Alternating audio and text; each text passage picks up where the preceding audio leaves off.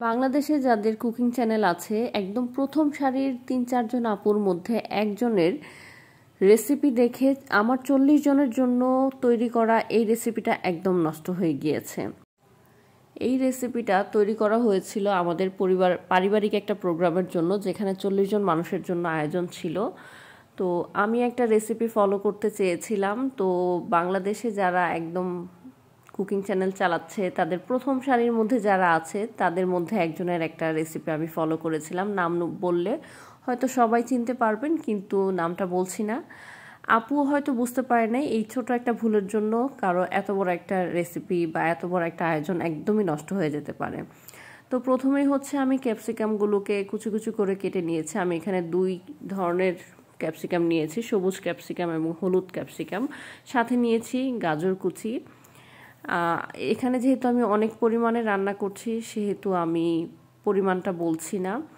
আর আমি হচ্ছে এখানে চিকেনটা নিয়ে নিয়েছি। এখানে 4টা মুরগির মাংস কুচি করে কাটা আছে। আপনারা আপনাদের পছন্দ অনুযায়ী সাইজ করে নেবেন। আমি আমার পছন্দ অনুযায়ী সাইজ করে নিয়েছি। এটা আমি কয়েক পার্টে করেছি যেন একসাথে করতে গেলে নষ্ট না হয়ে যায়। তো আমি তো দেখতেই পাচ্ছেন সব ইনগ্রিডিয়েন্টস একসাথে নিয়ে নিয়েছি।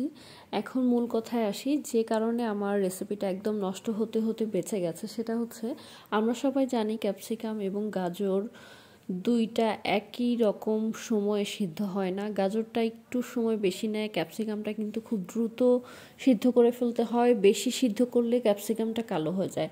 তো আমি যখন প্রথমবার বসাই, আমি তো কয়েক পার্টে এটা করেছি, প্রথম পার্টটা যখন বসাই তখন ক্যাপসিকাম এবং গাজরটা আমি একসাথে ভাজতে দিয়েছিলাম।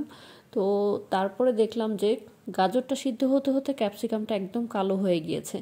পরের বার যখন আমি এই দ্বিতীয় পার্টটা রান্না করেছি তখন আমি গাজরটাকে আগে সিদ্ধ করেছি, একদম নামানোর আগ মুহূর্তে ক্যাপসিকামটা দিয়েছি। তো এই তো আপনারা প্রথমেই দেখতে পাচ্ছেন যে আমি প্রথমেই বাটার দিয়ে নিয়েছি, এটার সাথে কিছুটা তেলও দিয়েছি। আপনারা চাইলে পুরো রান্নাটাই বাটার দিয়ে করতে পারেন, তাহলে বেশি স্বাদ হবে। প্রথমেই বাটারে আমি ভালো করে রসুন কুচিগুলো দিয়ে এটাকে ভেজে নিচ্ছি। মোটামুটি একটা ভাজা হয়ে গেলে এখানে চিকেনগুলো দিয়ে দিচ্ছি। চিকেনগুলোকে এই তেল এবং বাটারের মধ্যে ভালো করে ভেজে ভেজে মোটামুটি সিদ্ধ করে নিব। যদি মনে করেন যে তেল কম হয়েছে বা বাটার কম হয়েছে তাহলে আরও একটু অ্যাড করতে পারেন। আমার কাছে মনে হয়েছে যে কিছুটা তেল কম হয়েছিল, তাই আমি আরও একটু তেল অ্যাড করে ভালো করে এটা ভেজে নিয়েছি। খুব বেশি নাড়াচাড়া দরকার নাই, বেশি নাড়াচাড়া করলে ভেঙে যাবে। অল্প নাড়াচাড়া করে উল্টে দিয়েছি।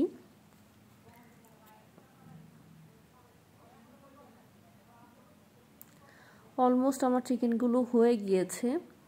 কালারটা চেঞ্জ হলেই চলবে, কালারটা চেঞ্জ হলেই বুঝতে পারবেন যে মোটামুটি একটু ভাজা হয়ে গেছে।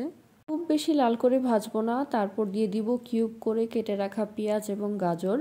পেঁয়াজ এবং গাজরগুলো দিয়ে দেওয়ার পরে আমি দিয়ে দিব tomato sauce, soya sauce, oyster sauce, vinegar এবং কাঁচামরিচগুলো যেগুলো কেটে রেখেছিলাম। এই ক্লিপটা আমার ডিলিট হয়ে গিয়েছে। তারপর পেঁয়াজ এবং গাজরটা ভালোভাবে সেদ্ধ হওয়ার পরেই আমি ক্যাপসিকামগুলো দিয়েছি। তো এই জিনিসটা সবাই খেয়াল রাখবেন, যদি গাজর এবং পেঁয়াজ ক্যাপসিকাম একসাথে আপনারা দেন তাহলে কিন্তু গাজরটা সিদ্ধ হতে অনেক সময় লাগবে আর ক্যাপসিকামটা অতিরিক্ত সিদ্ধ হয়ে কালারটা চেঞ্জ হয়ে যাবে, তখন আর আপনার রান্নার সৌন্দর্যটা দেখা যাবে না। তো এই ভুলটাই আমি প্রথমে করেছিলাম। যাই হোক, এখন দেখেন দেখতে কি চমৎকার লাগছে। সব কিছু খুব কালারফুল এবং হালকা একটু সেদ্ধ হওয়ার পরেই কিন্তু আমি এটা নামিয়ে নেব। তো এই যে দেখতে পাচ্ছেন আমার রান্না কিন্তু হয়ে গেছে। দেখতে খুবই খুবই সুন্দর লাগছে, একদম কালারফুল একটা খাবার। আমি জাস্ট সব কিছুর টেস্টটা একটু চেক করে নিলাম, সব কিছুই ঠিক আছে। আর সব শেষে একটুখানি কর্নফ্লাওয়ার দিয়ে দিচ্ছি যেন রান্নাটার গ্রেভিটা একটু সুন্দর হয়। এটা অবশ্যই দিতে হবে। এটা দিলে হচ্ছে রান্নাটা একটু মাখা মাখা হবে, এটা টেস্টটা আরও বেশি বাড়িয়ে তুলবে।